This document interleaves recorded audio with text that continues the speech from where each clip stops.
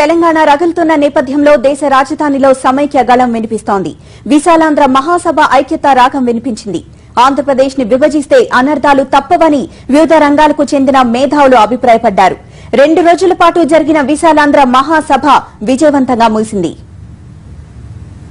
దేశ రాజధాని ఢిల్లీలో సమైక్య స్వరం వేడి పుంజుకుంటోంది. విశాలాంధ్ర మహాసభ ప్రదర్శనకు పలువురు ప్రముఖులు హాజరయ్యారు.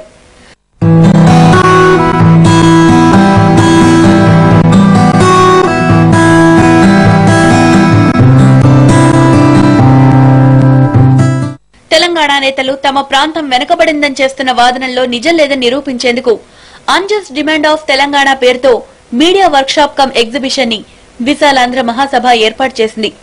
ఈ ఎగ్జిబిషన్ లో తెలంగాణ ఉద్యమకారుల విధ్వంసాలు, దాడులకు సంబంధించిన చిత్రాలను ఏర్పాటు చేశారు. ఆంధ్రప్రదేశ్ ఏర్పడ్డాక అత్యధికంగా లాభపడ్డది తెలంగాణ ప్రాంతమే అని గణాంకాలతో కూడిన చిత్రాలతో వివరించారు. తెలంగాణ రాష్ట్రం ఏర్పాటును ఇందిరాగాంధీ, నెహ్రూ వ్యతిరేకిస్తూ మాట్లాడిన అంశాలతో పాటు తెలంగాణ వాలా జాగో, ఆంధ్ర వాలా భాగో అనే కేసీఆర్ నినాదం వరకు ఉన్న పేపర్ కటింగ్స్ ను ప్రదర్శించారు.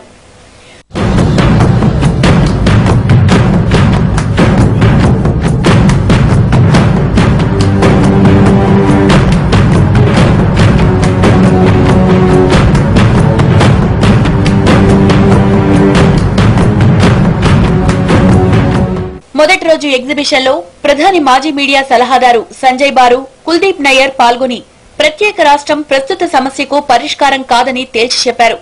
రెండో రోజు సమావేశంలో పంజాబ్ లో ఉగ్రవాదాన్ని ఉక్కుపాదంతో అణిచివేసిన మాజీ డీజీపీ కేపీఎస్ గిల్ తో పాటు ఎంపీ కావూరి, మంత్రి శైలజానాథ్, జేసీ దివాకర్ రెడ్డి, పాలడుగు వెంకట్రావు పాల్గొన్నారు. గిల్ మాట్లాడుతూ తెలంగాణలో ప్రస్తుత పరిస్థితి చూస్తుంటే తనకు గతంలో పంజాబ్, అసోంలలో ఉన్న పరిస్థితి గుర్తుకొస్తోందని వ్యాఖ్యానించారు. తెలంగాణ నేతలు వాడుతున్న భాష, పదజాలంపై ఆయన తీవ్ర అభ్యంతరం వ్యక్తం చేశారు. కొత్త రాష్ట్రాల ఏర్పాటుతో లాభపడేది కేవలం రాజకీయ నేతలు, అధికారులే. సామాన్య ప్రజలకు ఒరిగేదేం ఉండదు. తెలంగాణ నేతలు చేస్తున్న ఒత్తిడికి కేంద్ర ప్రభుత్వం తలొగ్గరాదు. కొత్త రాష్ట్రాల ఏర్పాటుకు ఒక ప్రాతిపదికతో విధి విధానాలను అన్ని రాష్ట్రాల నేతలు కూర్చొని చర్చించి ఖరారు చేస్తే దేశాన్ని 500 రాష్ట్రాలను చేసినా తమకు అభ్యంతరం లేదని ఎంపీ కావూరి అన్నారు. కేంద్రంతో పాటు అన్ని రాష్ట్రాల నేతలు కలిసి కొత్త రాష్ట్రాల ఏర్పాటుకు విధి విధానాలను ఖరారు చేయాలి. ఆ ప్రాతిపదికనే కొత్త రాష్ట్రాలు ఏర్పడాలి. కొత్త రాష్ట్రాల ఏర్పాటును అన్ని పార్టీలు ఓటు బ్యాంకు అంశంగానే చూస్తున్నాయి.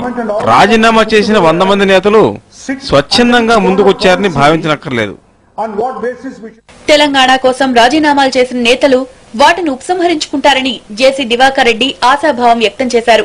జరుగుతున్నటువంటి విషయాలు కళ్ళకు కట్టినట్టుగా ఈ ఎగ్జిబిషన్ ద్వారా కూడా వాళ్ళు ఏర్పాటు చేశారు.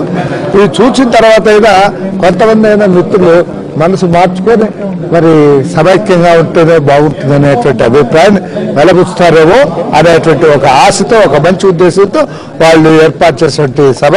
ఒకవేళ అందరూ అనుకున్నట్టుగా 1000 సంఖ్యలో 100 సంఖ్యలో రాకపోయినా కొంతమంది అయినా వచ్చారు. వాళ్ళకు అర్థమయ్యేటట్టుగా పెద్దలు వాళ్ళ అనుభవాలు చెప్పారు. చాలా సంతోషం. రాజీనామాలు కాంగ్రెస్ పార్టీ అంతర్గత సమస్యని, ఈ వ్యవహారాన్ని హైకమాండే చూసుకుంటుందని మంత్రి శైలజానాథ్ అన్నారు. వాస్తవ విషయాలు ప్రజలకు తెలియాలి.